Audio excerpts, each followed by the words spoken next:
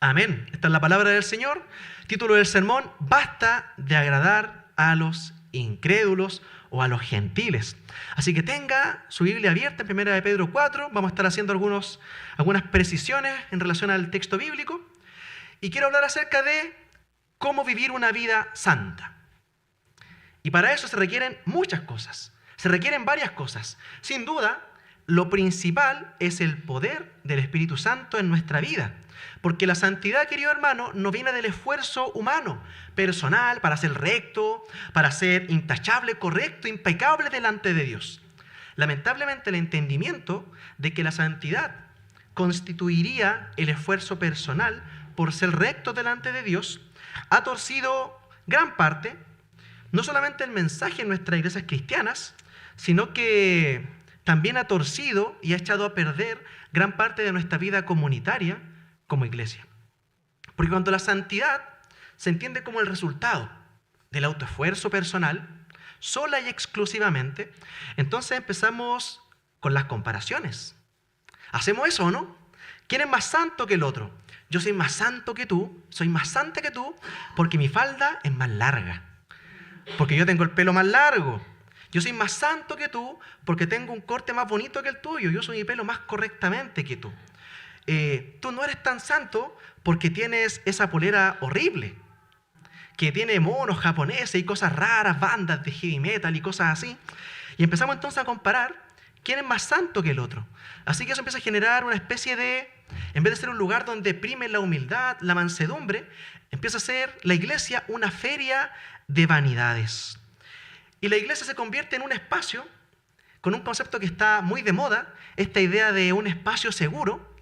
La iglesia pasa a ser justamente no un espacio seguro, donde sin duda un contexto donde estamos constantemente comparándonos por quién es más santo, quién es más correcto, quién está cumpliendo mejor el parámetro de autoesforzarse por ser recto delante del Señor. Y eso lleva un efecto súper nocivo, súper fariseo, por así decirlo. Pero un segundo efecto que esto produce y que daña profundamente la comunión con Dios es que en algunos casos, algunas cosas, algunos daños profundos en nuestro corazón se producen producto de esto. El primero de ellos, que no dura mucho, a no ser que tú seas demasiado iluso. Pero el primero de ellos es pensar, yo estoy más cerca de Dios. Estoy disfrutando la presencia y la bendición de Dios porque estoy haciendo mi mayor esfuerzo para ser correcto, para ser recto, para ser justo delante de Dios. Y me siento que estoy más cerca de Dios. Pero lo siento nomás, porque engañoso es el corazón, más que todas las cosas. Engañoso es nuestro corazón, querido hermano, querida hermana. A veces puedes sentir que Dios está agradando de tu vida y en realidad Dios te dice lo mismo que le decía al pueblo de Israel en los días de Isaías. ¿Qué le dijo el Señor al pueblo de Dios en días de Isaías? No soporto sus cultos. No soporto que vengan con sus oraciones delante de mí. No soporto que pisoteen mis atrios con sus sacrificios. Porque este pueblo de labios me honra, mas su corazón está lejos de mí. Y esta gente sentía que estaba bien con Dios. Sentían que estaba todo perfecto con el Señor. Entonces cada vez que tú pienses, yo puedo ser más santo a partir de mi autoesfuerzo, ¿sabes cuál es la consecuencia obvia? Que ya no necesitas a Dios. Y como consecuencia, tu corazón está lejos de Él. Entonces esto dura poco. Si no somos tan ilusos, si tenemos los pies en la tierra, nos vamos a dar cuenta. Esta idea ilusa de seguir pensando yo estoy más cerca de Dios, o Dios está más cerca porque lo siento en mi ser. Entonces, esta cuestión de sentir es como todo en la vida, es como todo. Y a veces uno siente muchas cosas, pero no por eso estamos cerca de Dios. Entonces, a veces uno tiene una visión muy errónea en relación a nuestro corazón, como si nunca lo que sintiéramos fuera algo irreal, como si nuestros sentimientos fueran infalibles y sentimos muchas cosas que no son como realmente deberían ser. Y puede que estemos lejos de Él, y puede que seamos más que unos Ned Flanders, autoengañados con que yo soy más correcto que el otro, porque yo no digo las palabrotas que el otro dice, no tengo los tatuajes que el otro tiene, no uso el pelo horrendo que usan, no los voy a mirar, porque varios caben en esa categoría, ¿o no? No, tienen cortes bonitos. Y entonces empezamos a decir, claro, yo soy más santo. Y el otro efecto que produce en nuestro corazón, triste y lamentablemente también, es que nos volvemos hipócritas. Y empezamos a transformarnos en personas solamente crueles. Y se cumple aquella declaración de un pastor y teólogo que decía, la razón por la que somos malos es lo tanto que nos esmeramos en ser buenos. Porque nos esmeramos y nos enfocamos tanto en ser buenos que cuando nos damos cuenta que no podemos serlo, nos volvemos hipócritas, mentirosos. Y empezamos a ocultar nuestro pecado. Ya no lo confesamos. Tenemos miedo a dañar nuestra reputación de personas impecables delante del resto. Porque somos una comunidad que en verdad somos una feria de vanidades, donde nos comparamos constantemente unos con otros. Así que ya no hay un caminar juntos. No hay una vida abierta, honesta, un caminar juntos en nuestros fracasos, en nuestros errores y problemas. Para apoyarnos, esa es la idea, para apoyarnos unos a otros. O sea, se pierde la esencia por la cual somos iglesia, por la cual somos el cuerpo de Cristo en este mundo.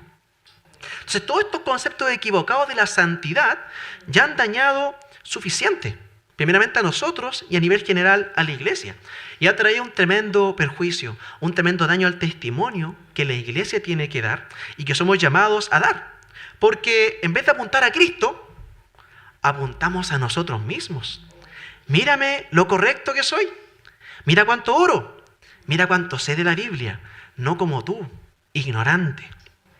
Entonces estas comparaciones constantes nos vuelven probablemente un grupo de personas, para más de alguno, un grupo de personas desagradables. Las personas más desagradables sobre la faz de la tierra. Nosotros que fuimos llamados por Dios a hacer luz a las naciones, a ser un pueblo atractivo para las naciones, para que la gente diga, oye, quiero conocer al Señor. Y eso está claro en la palabra del Señor. Dios nos llama a hacer luz a las naciones, para que las naciones vean la gloria y quieran adorar al Señor y quieran conocer a nuestro Señor. Entonces, en ese contexto, empieza a darse tristemente lo contrario.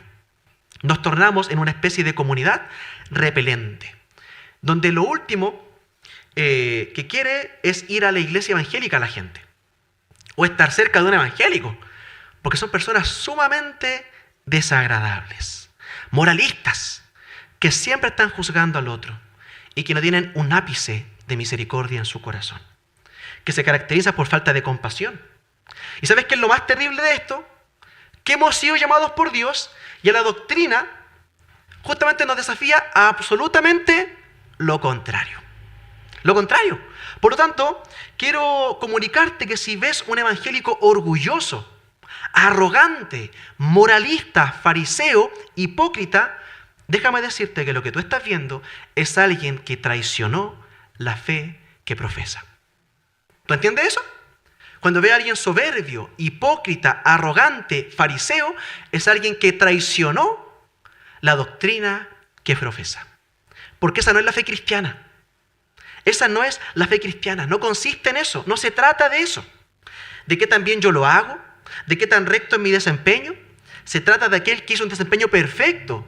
Cristo, el único en la historia que lo hizo perfecto, que es Jesucristo. Y se trata de que Él, en su perfección, tomó mi lugar. O sea, se trata de Él, de que Él es perfecto y de que gracias a Él, que fue perfecto, santo, ya no necesito serlo yo. Porque Él murió en mi lugar.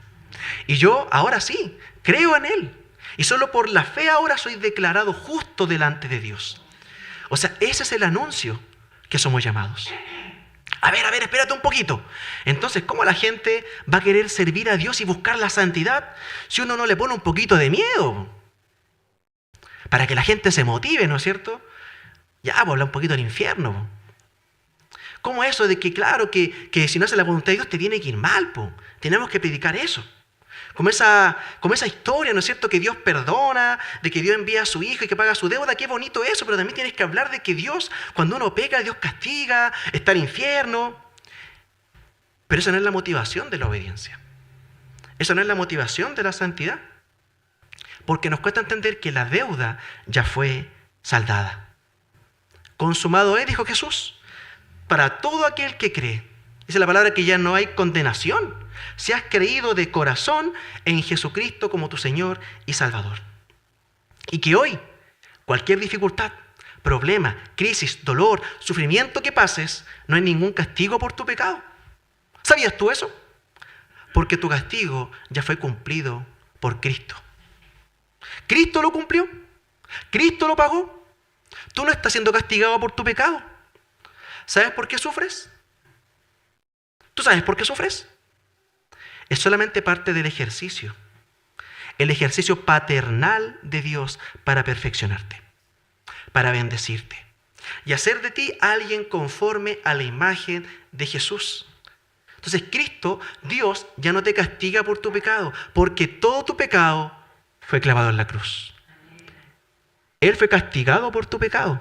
Y ahora tú que sufres, que tienes dificultades, bueno, es el ejercicio del Padre amoroso que quiere perfeccionarte, que quiere purificarte, que quiere limpiarte, que quiere perfeccionarte. Entonces Dios ya no está enojado contigo. Pero para eso, querido, hay que creer. Para eso tienes que haber creído. Y ahí sí, eres declarado justo y se cumple esa palabra que dice que no hay ninguna condenación. ¿Para quién? Para quien está en Cristo Jesús. Así que desde esta base, ahora sí tenemos que entender la santidad de otra forma, ¿sí o no? Entonces la santidad es otra cosa. No es el autoesfuerzo para conquistar el amor, el afecto, la salvación de Dios. La santidad, por lo tanto, ya no es más una obra humana.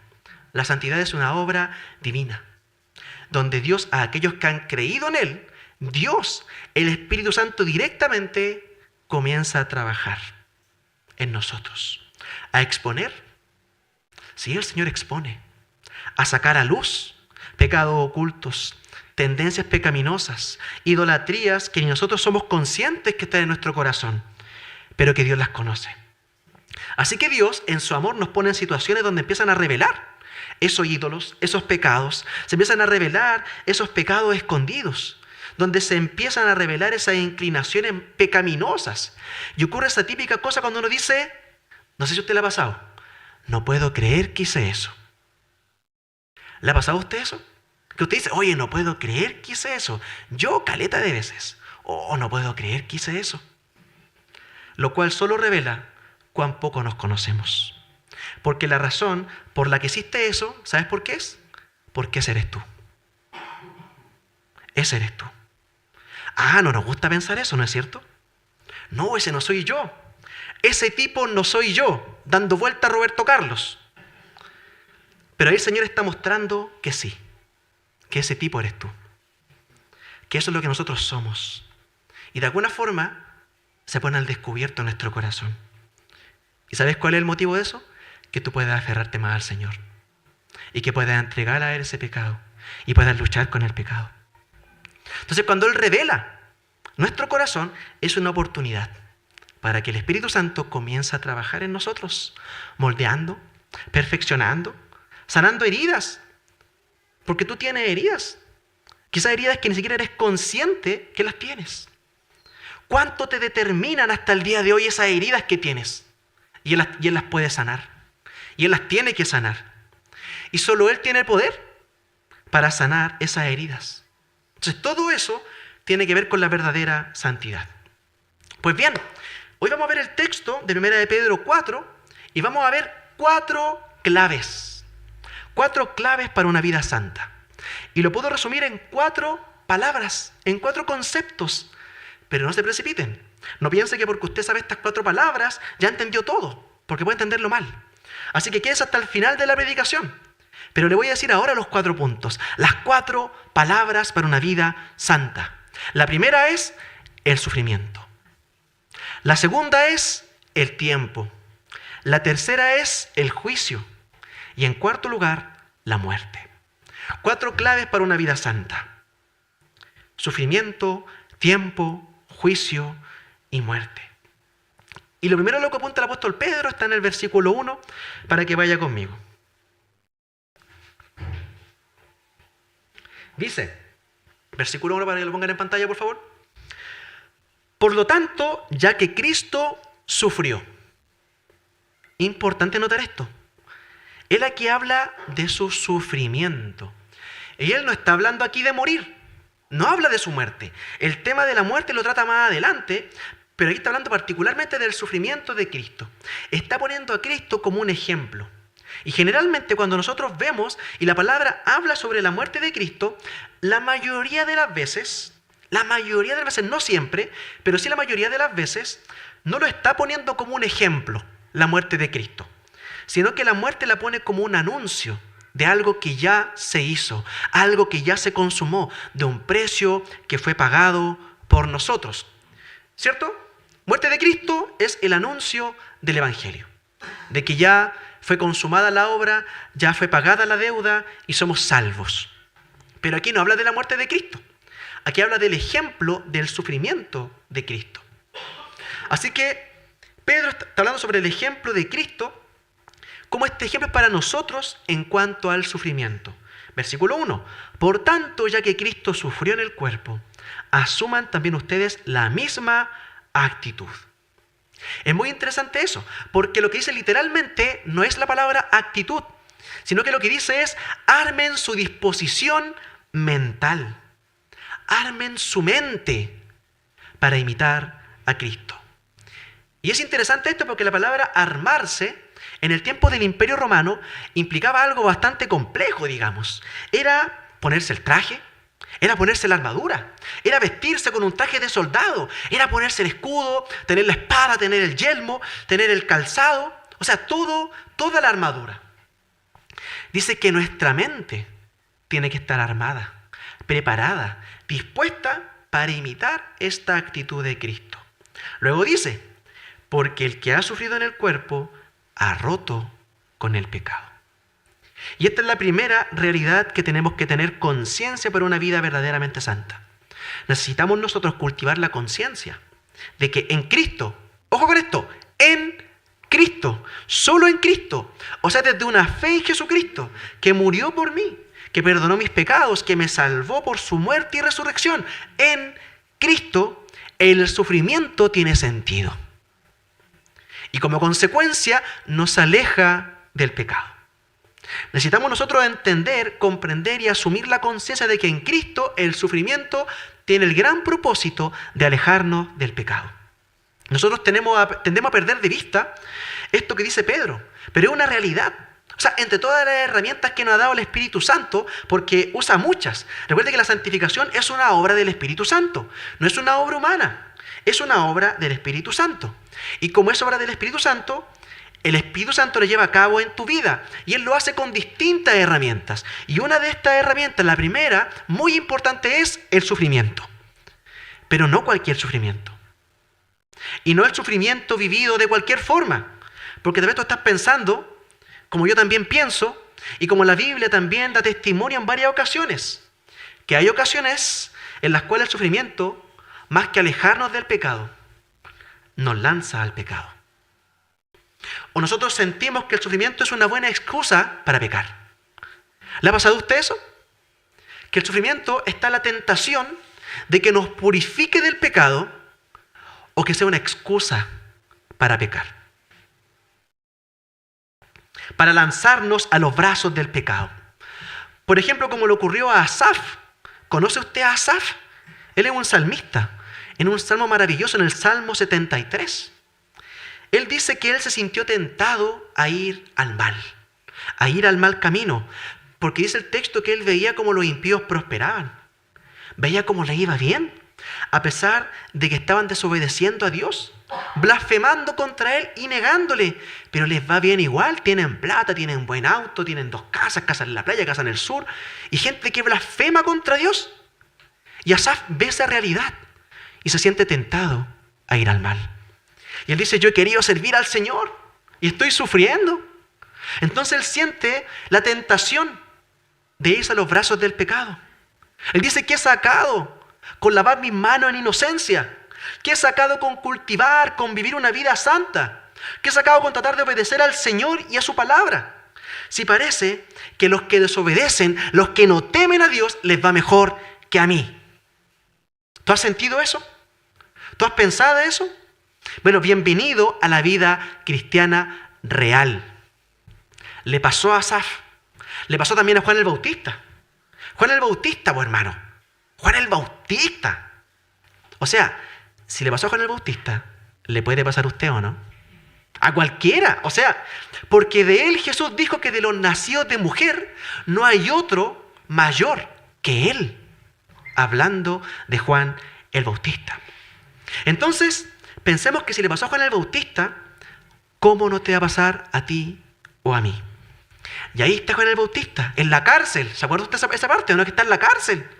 Después de haber obedecido al Señor, después de haber ido al desierto, haber llamado al arrepentimiento, bautizar a la gente para el perdón de pecados, para el arrepentimiento, para que abandonaran el pecado, para que se enfocasen en Dios, para preparar el camino para el Mesías, para Jesucristo.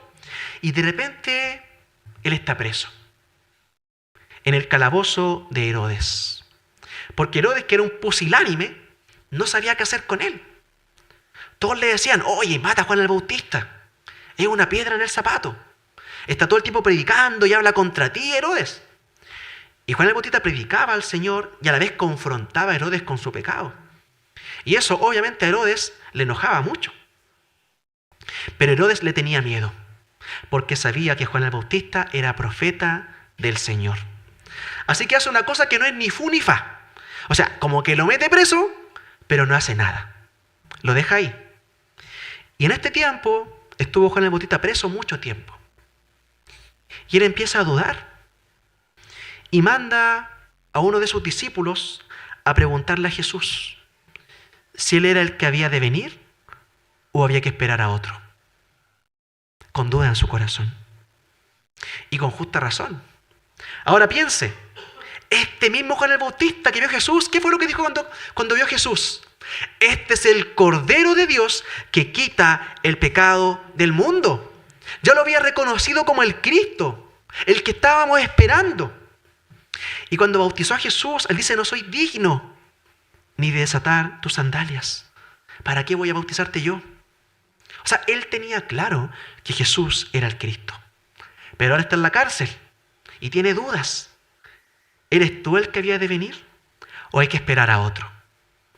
¿No le llama la atención eso? Porque nuestros corazones muchas veces tambalean. Trae el pecado, trae el abandono de la fe, o trae el abandono de Dios incluso. Porque ahí está Juan el Bautista, que había querido servir fielmente a Dios en un sucio y oscuro calabozo. Piensa en este salmo de Asaf. Él, un siervo de Dios, sufriendo con hambre en un calabozo oscuro, frío, y arriba en el palacio, dándose el sendo banquete suntuoso, gozando de la vida y de todos los placeres, Herodes el malvado. ¿No habrá sentido Juan el Bautista lo mismo que Asaf? Entonces sí, muchas veces el sufrimiento nos tienta. Muchas veces el sufrimiento, y por causa del sufrimiento caemos, tropezamos y pecamos contra el Señor. Porque decimos, ¿para qué sigo esto? Mejor abandonar. Sería mejor dejar a Dios. Entonces Pedro no está negando esa realidad. Pero lo que Pedro está diciendo es algo muy interesante. No está diciendo que el sufrimiento solito, por sí mismo, mágicamente te aleja del pecado. Él está diciendo claramente que cuando nosotros tenemos nuestra mente puesta en Cristo, armada en Cristo, nuestra actitud mental en Cristo, o sea, tenemos a Cristo por delante, miramos la cruz, entonces ahí sí el sufrimiento tiene sentido y nos limpia del pecado. Y ya no está esa tentación de ir tras el pecado, sino que al contrario, más lo repudiamos. Aunque difícil, vuelvo a decir, el sufrimiento es sufrimiento. Mire la cosa obvia que le digo. Parezco Ricarte Soto. Una cosa es una cosa y otra cosa es otra cosa. Pero sí, el sufrimiento es sufrimiento. Porque uno sufre. La pasa mal. Nada en la Biblia te invita al masoquismo. Nada en la Biblia te dice, gózate en sufrir. No, la Biblia no dice eso. La Biblia dice que lo que está diciendo es que cuando sufres, es que de verdad sufres. Pero tú sabes ahora que hay un propósito. Esa es la diferencia. Y en ese sentido, Siempre cuando se habla del gozo por causa del sufrimiento, se refiere al hecho de que sabemos que este sufrimiento, en el momento presente que lo estoy sufriendo, me hace llorar, me hace daño. Quisiera tal vez no estar allí, me duele, pero cuando pasa, comprendo que lo que Dios hizo tenía un propósito claro y perfecto. Y me gozo en lo que Dios trajo. Y digo, gracias Señor, porque aún en esa prueba tú demostraste tu gloria. Es bonito cuando uno escucha, por ejemplo, a las mamás. Uno ve o escucha sus relatos cuando tienen los partos, es terrible. Oye, que las contracciones, que el dolor lumbar, hasta se desgarran por dentro las pobres mujeres. Tienen lesiones internas. Se les rompe la cuestión. O sea, es dolorosísimo. Es dolorosísimo. O sea, no se lo deseo a nadie. No se lo doy a nadie, es terrible. Pero después, cuando está el bebé en tus brazos, se te olvida todo el dolor. Esa es una fe probada por el fuego, del sufrimiento, del dolor. Y ahí decimos, oh, gracias Señor, algo salió a luz, algo nuevo que tú hiciste en mí. Ahora entiendo algo que no entendía. Porque ese dolor de parto genera algo más hermoso, algo mejor. Bueno, así es el sufrimiento en la vida del creyente que comprende y entiende que Cristo es su modelo. ¿Amén a eso? Entonces, en primer lugar, una primera clave para la vida santa es una conciencia de que en Cristo, y vuelvo y repito, en Cristo el sufrimiento te aleja del pecado. Efectivamente es así. Piénsalo tú mismo que eres creyente en el Señor. Piensa en aquella ocasión que lo pasaste mal. A ver, ¿quién lo ha pasado mal acá en algún tiempo? Todos lo hemos pasado mal.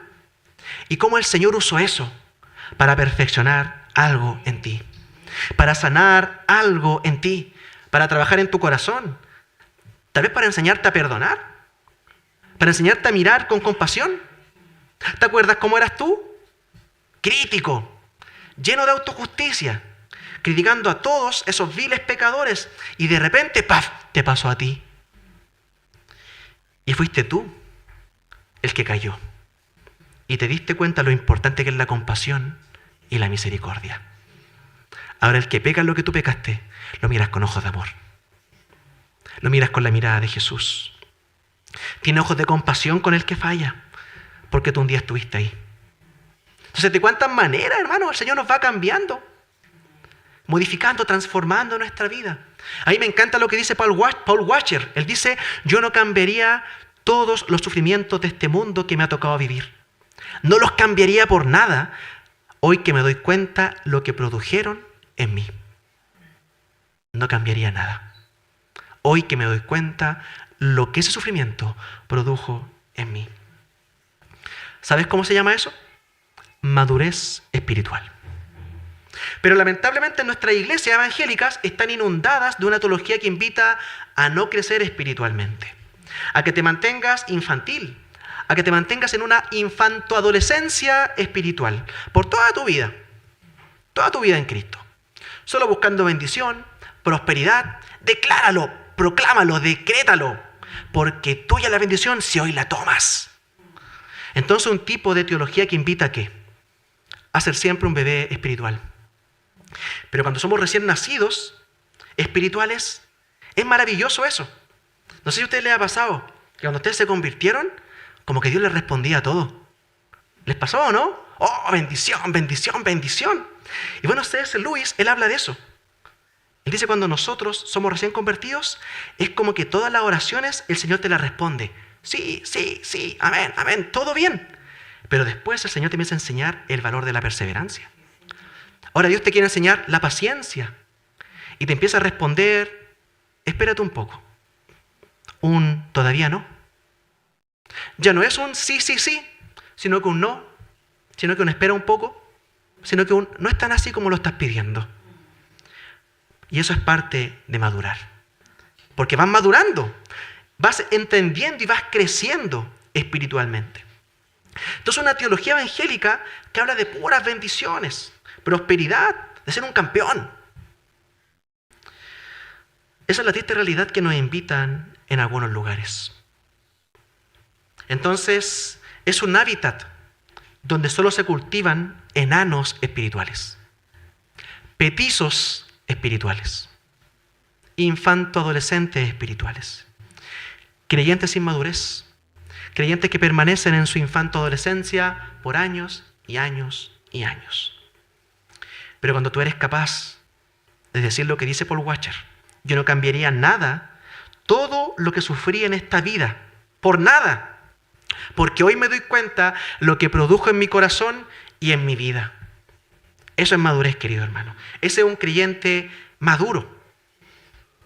Y la segunda clave es el tiempo. Y de nuevo lo mismo, no piense que el tiempo por sí solo hace las cosas. No, el tiempo no hace las cosas. A veces uno deja las cosas ahí, ya que pasa bajo el puente, y sigue el problema para siempre, porque nunca lo solucionamos. El tiempo no hace las cosas. No es eso lo que está hablando Pedro. Pedro apunta a algo mucho más profundo en el versículo 2 y en el versículo 3. Él dice, porque el que ha sufrido en el cuerpo ha roto con el pecado. Y efectivamente, por medio del sufrimiento vamos abandonando el pecado, vamos creciendo, madurando espiritualmente, aprendiendo a anhelar más al Señor y menos el mundo.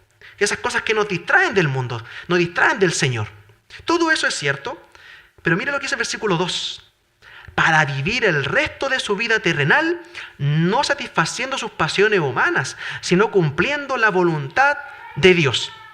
Y aquí muy interesante, porque él habla explícitamente de la palabra el cronos, el tiempo. Él dice, para vivir el cronos que le queda. El cronos que te queda. Recuerda que de la palabra cronos viene la palabra cronómetro. Así que piensa que Pedro está hablando de ese tiempo que está ahí en una cuenta regresiva. Y te pregunto, en esa cuenta regresiva que son los días de tu vida, ¿cuánto es? ¿Cuánto te queda? No sabemos cuánto nos queda. Pero el tiempo que te queda, dice, vívelo con un propósito. Y ahí dice, no satisfaciendo pasiones humanas, sino que cumpliendo la voluntad de Dios.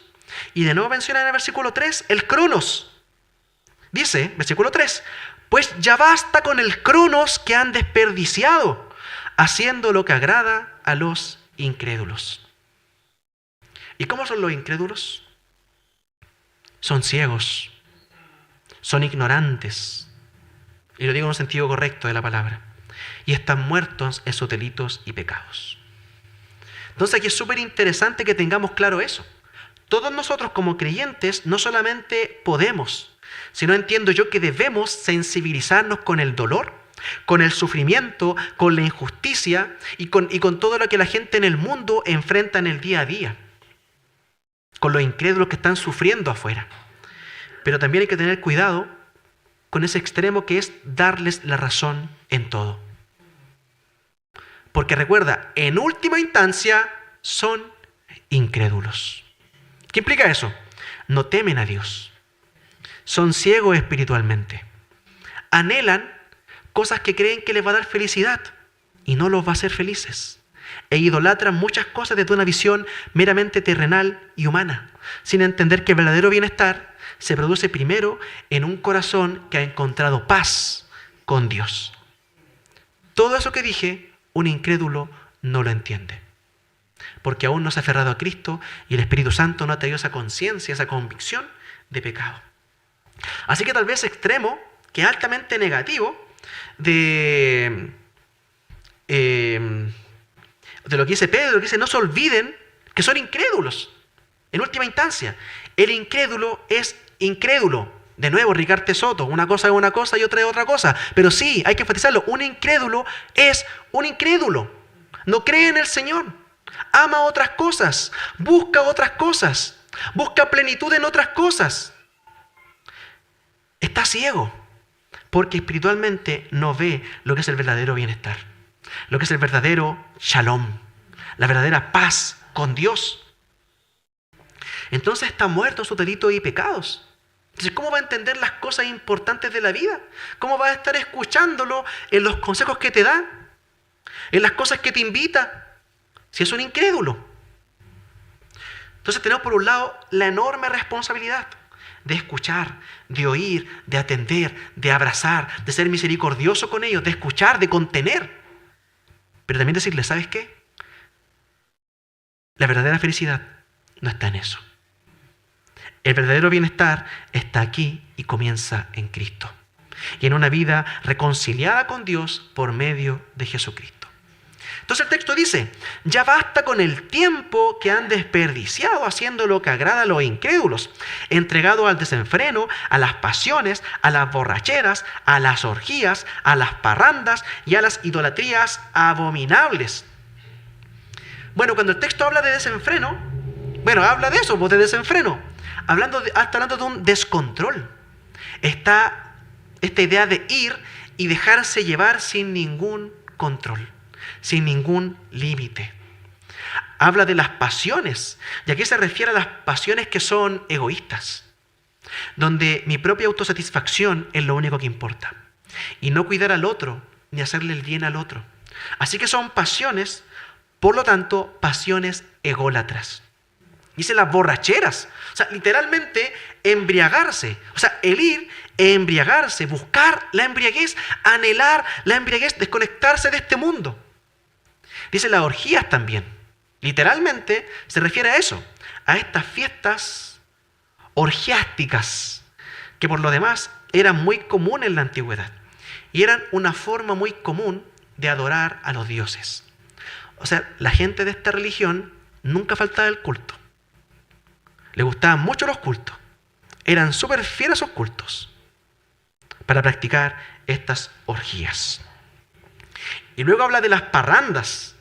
Y ahí lo interesante es que está hablando de las fiestas donde bebían, por así decirlo, un tipo de psicotrópico, algún potaje. Se preparaban un potaje alucinógeno y lo bebían todos. Si usted no lo sabía, eso es pecado.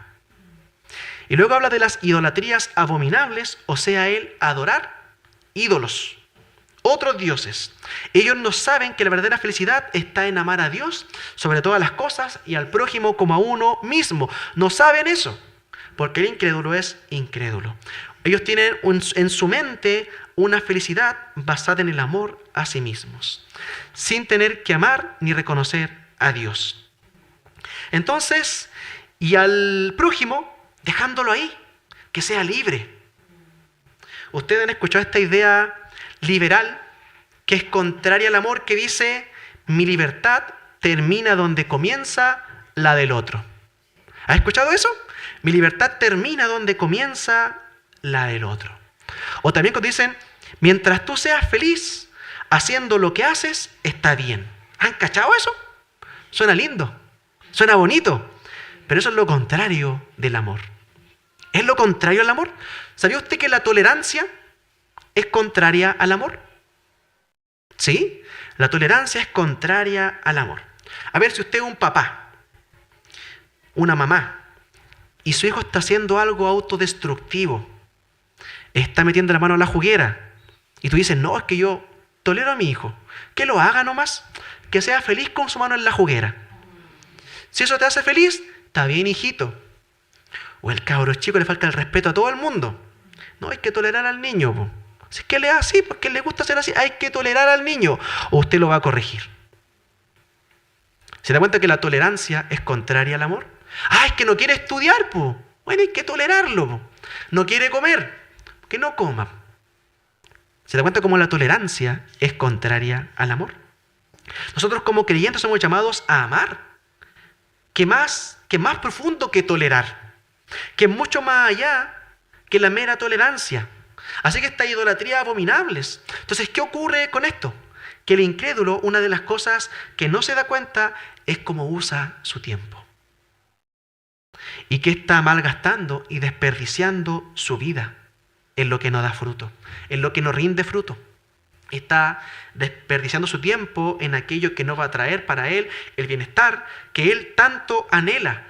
Y se va a cumplir esta palabra, que es como echar en saco roto. Que uno echa y echa y echa. Pero el saco está roto, no se llena, nunca se va a llenar. Y se va a cumplir esa palabra, que es como bajar una y otra vez echando un balde en un pozo, a una cisterna, pero esa cisterna está rota. Está seca, no retiene el agua. Y mete el balde y lo único que saca es lodo, tierra. porque está seca, no retiene el agua. Bueno, todas estas comparaciones las hacen los profetas en el Antiguo Testamento. Cuando la humanidad busca felicidad, pero la busca sin Dios. Es así cuando la humanidad busca bienestar, pero lo busca sin Dios. Es así cuando la humanidad busca dignidad, pero la busca sin el Señor. Sacos rotos, cisternas secas, vacías, que no retienen el agua. ¿Y sabes qué? La sed nunca se va a saciar.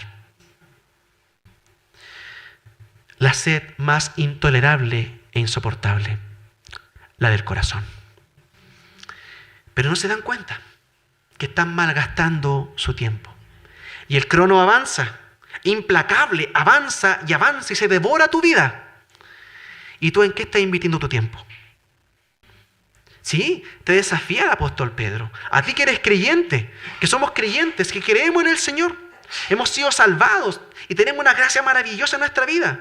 Pero si verdaderamente hemos sido transformados por el Señor, entonces esta inquietud va a estar en nosotros, porque hemos nacido de nuevo.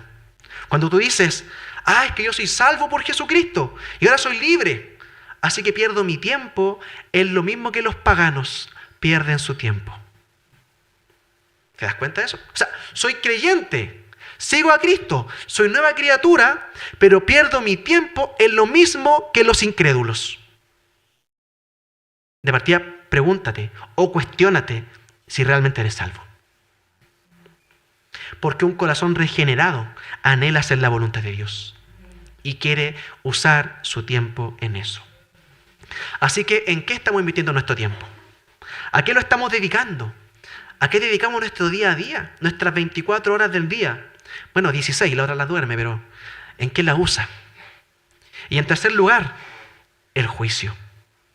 Hemos visto el sufrimiento, hemos visto el tiempo desperdiciado y ahora el juicio. Y esto implica la conciencia de que el juicio de Dios, la segunda venida de Cristo, es real.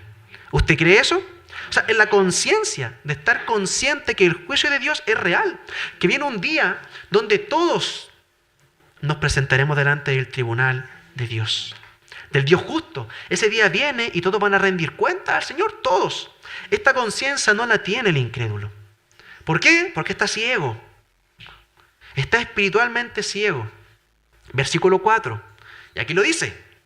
Dice, a ellos les parece extraño que ustedes ya no los sigan en sus excesos de inmoralidad y por eso lo insultan. Y por eso blasfeman. Sería más adecuado, porque la palabra es más profunda. Dice que por eso los blasfeman, dando a entender que no solamente lo insultan a usted como creyente, sino que incluso blasfeman contra Dios, que es mucho más que un insulto. Porque es un insulto también, pero más grave porque se mete contra nuestro Señor, a quien amamos y le rendimos nuestra vida. Oye, tú imbécil, que pierdes tu tiempo con ese Dios iluso que tienes. No como yo, que los domingos estoy acostadito viendo Netflix y tú aquí muerto de frío, incómodo en una banca que no tiene respaldo blandito, y yo estoy ahí acostadito viendo la serie que me gusta y estoy escuchando un sermón latero y fome. Imbécil. Nos insultan. Por un lado, sí, pero a la vez blasfeman contra Dios. Blasfeman contra el Señor. ¿Para qué sigue eso? ¿Para qué sigue a ese Dios? ¿Qué te ha dado? ¿De qué te ha servido la fe? Yo sé que no son todos, pero hay una gran parte de las demandas sociales y económicas fundamentadas en el ateísmo, en la convicción profunda y clara de que Dios no va a hacer nada. ¿Saben por qué? Porque para ellos Dios no es real. ¿Eso es lo que tú crees? Porque yo te puedo asegurar que yo no. Yo sí creo que Dios es real. Y sí, yo creo que hay injusticia y hay abusos, incluso legalizados en nuestro país. Pero también creo que es Dios quien juzgará con justicia perfecta algún día. Y creo que eso es una invitación a la paz y a la vida. Que el otro... se podría llegar al malentendimiento que diríamos, entonces hay que orar nomás y no hagamos nada. No estoy diciendo eso. Ya hemos hablado mucho de la resistencia pacífica que debemos tener los cristianos, de servir, de amar, de que nuestra oración tiene que estar acompañada por actos genuinos y reales de servicio. Versículo 5. Pero ellos tendrán que rendirle cuentas a aquel que está preparado para juzgar a los vivos y a los muertos. ¿Usted cree eso? ¿Cree que algún día todos rendirán cuenta al Señor? ¿Cada uno rendirá cuenta al Señor? Por eso nosotros soportamos incluso el sufrimiento injusto, porque el Señor hará justicia. No tengas duda de eso. ¿Usted no cree eso? Por ejemplo, como Martin Luther King, Malcolm X, que era otro revolucionario de raza afroamericana, lo criticaba. Le decía, no, loco, eres un iluso. ¿Cómo se te ocurre esa idea de tu pacifismo cristiano? Hay que combatir, hay que ir, hay que luchar. Y Martin Luther King respondía, estamos luchando con resistencia pacífica. Le costó caro, pero él estaba dispuesto porque era un hombre creyente. Y a partir de su fe en Cristo, él decía, si vamos a hacer un cambio, lo vamos a hacer yendo contra la corriente. Mediante el autosacrificio, no hay otra manera cristiana de hacer un cambio.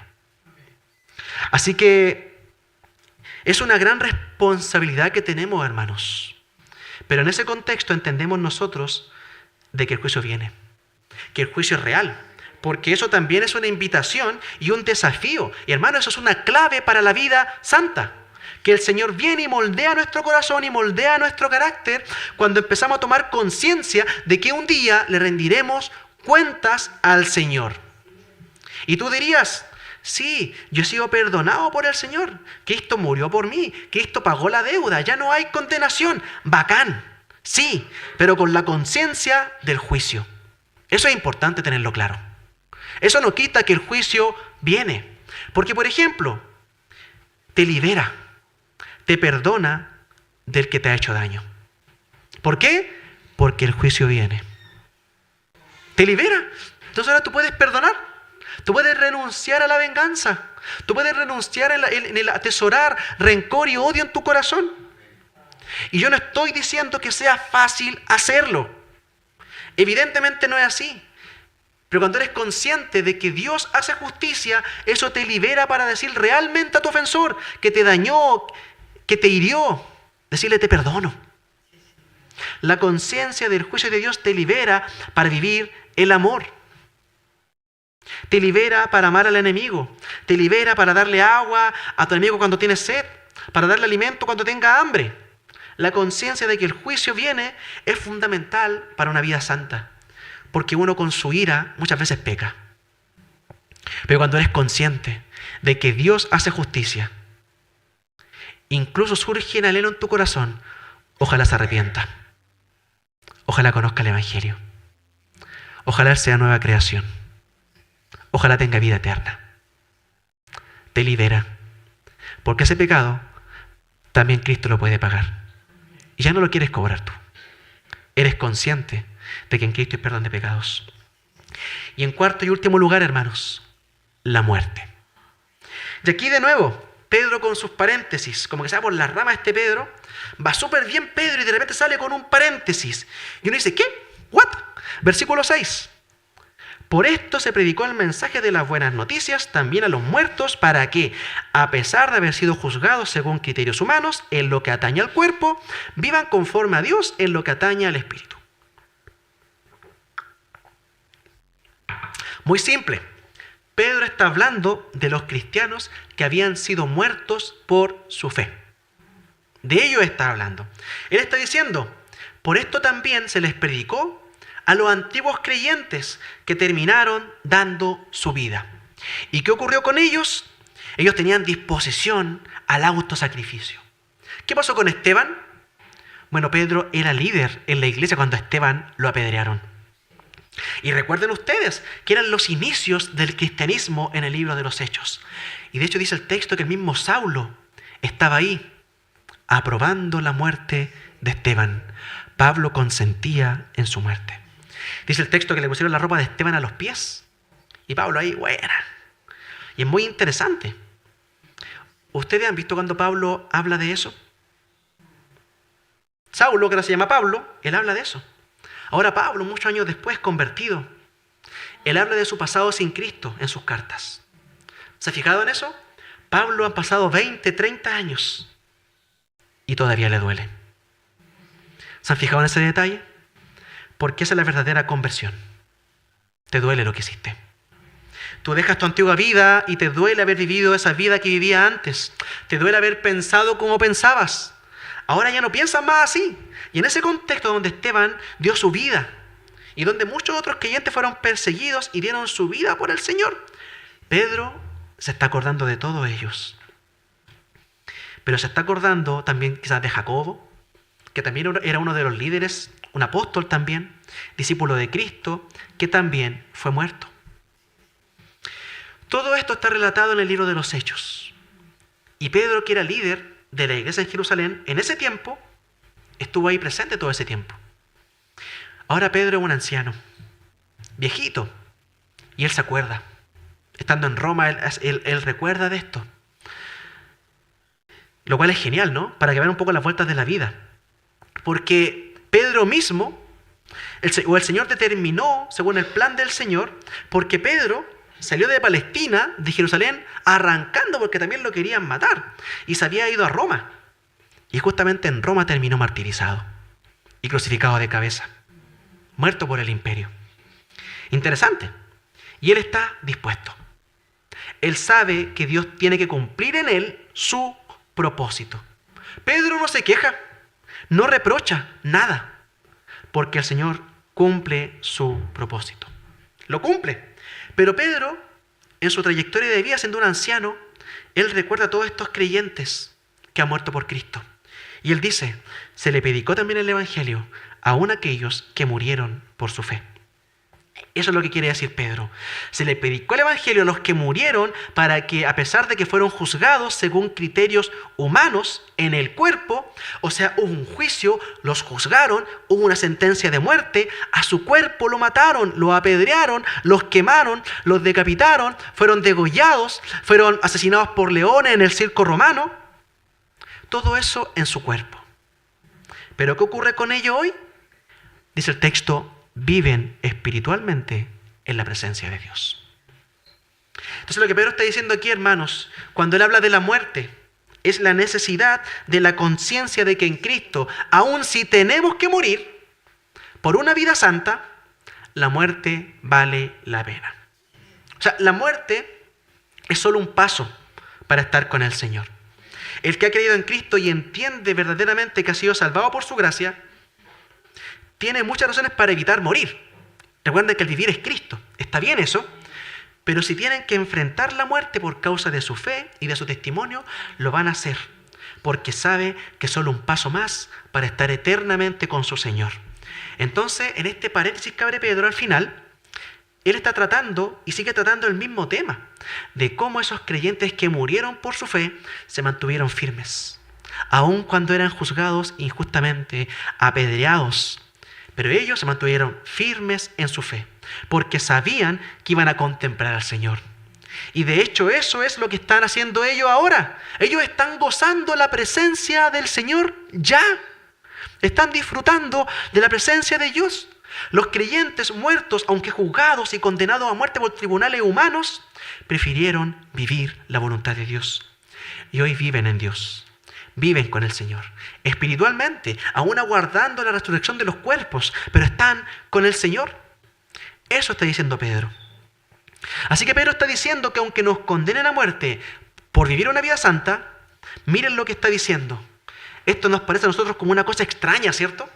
Esto de morir por Cristo, para nosotros es algo raro, porque estamos en un mundo occidental, donde hay libertad para nuestra fe, para poder enseñar, para poder predicar, y nos podemos reunir libremente. Pasan los autos, pasa la gente, alguno mira, y no hay problema, ¿no es cierto?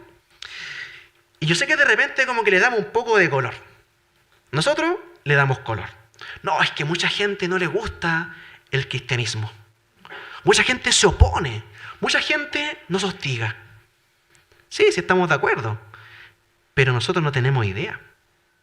No conocemos lo que es la verdadera persecución.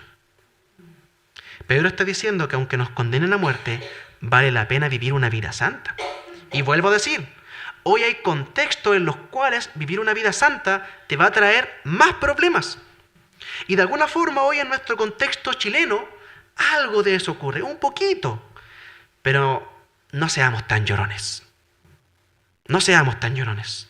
No vamos a comparar el ser decapitado a que suban un video con un meme de los cristianos. No es comparable. O sea, mantengamos un poco las proporciones, porque hay gente que hoy está siendo decapitada por su fe en Cristo. Eso es persecución de real. Así que guardando las proporciones, por favor, y justamente por respeto a nuestros hermanos que verdaderamente están siendo martirizados, están sufriendo, que verdaderamente están siendo martirizados, por respeto a ellos, deberíamos cuidarnos de llamar persecución a lo que estamos viviendo nosotros acá en Chile, que no es nada. Pero por respeto a ellos, porque ellos sí lo están pasando mal. Lo están matando ellos. Familias enteras muertas por causa de Cristo, incluso a niños pequeños, los matan a todos. Pero guardando las proporciones, ya en nuestro contexto más como persecución de cartón. Hay muchas ocasiones en que sí, a nosotros aquí y ahora, con todas las libertades que tenemos, vivir una vida santa nos puede traer más problemas. Vivir una vida santa nos puede traer más problemas. Así que Pedro nos recuerda y nos dice, no se olviden de aquellos que murieron por su fe. Así que 4 claves, hermanos: sufrimiento, tiempo, juicio y muerte. 4 claves. O vamos a decir de otra forma, 4 herramientas que nos ha dado el Espíritu Santo para santificar a sus hijos. ¿Cómo estás tú en este caminar? Porque sabes que los balances no se hacen a final de año. Nosotros en el colegio hacemos evaluación diagnóstica y también en mitad de semestre evaluamos cómo está la cosa, cómo están los niños. ¿Cómo estamos a mitad de año? ¿Cómo está nuestra santidad? ¿Bien, mal, bonita, fea? ¿He visto la mano del Señor santificándome, enseñándome a ser más santo de lo que yo era el año pasado? Yo creo que ese es el balance más importante que podemos hacer. Es el balance más importante. Si hoy, en relación al año pasado, he crecido en santificación, si soy más perdonador, si soy más compasivo, si imito más a Cristo, si busco con un corazón más deseoso, si realmente busco la presencia del Señor que me alimente y me motiva más que cualquier cosa en este mundo y en esta vida, si realmente ese es mi tesoro mayor, no los tesoros falsos que este mundo ofrece. Entonces pensemos estas cosas, evaluemos si estamos llegando a mitad de año. ¿Cómo estamos llegando a esta mitad de año? ¿He visto al Señor santificando mi vida? Y si la respuesta es más bien negativa que positiva, no te desanimes. Eres amado. Eres declarado justo. El Señor te ama con amor eterno, con amor perfecto, porque hoy, por la fe, eres su hijo. Entonces, la mitad de año que tenemos por delante, ahora sí, involúcrate en servirle, en amarle. Toma en serio al Señor. Da los pasos de obediencia que tengas que dar. Disponte en las manos del Señor y deja que el Espíritu Santo te vaya santificando. Que el otro semestre pueda ser un semestre distinto a este. Que sea un semestre lleno de santidad. Porque tal vez hemos crecido harto. Hemos crecido harto laboralmente, en nuestras carreras, en nuestra influencia, económicamente, en nuestras relaciones. Hemos crecido en muchas cosas este año. En los músculos, qué sé yo. En muchas cosas. Pero esa no es la pregunta clave. ¿Cuánto ha crecido tu santidad? Es lo único que importa. Tú puedes haber crecido en recursos, en intelecto, en fuerza, en relaciones, en lo que sea, y no en santidad. Segundo encabezado, estás perdiendo tu tiempo. La clave, hermanos, si crecimos en santidad. Esa es la pregunta más importante al final. Si vamos a crecer en algo, que sea en santidad. Que el Señor nos ayude, hermano, en este propósito. Le invito a que se ponga en pie para que podamos orar.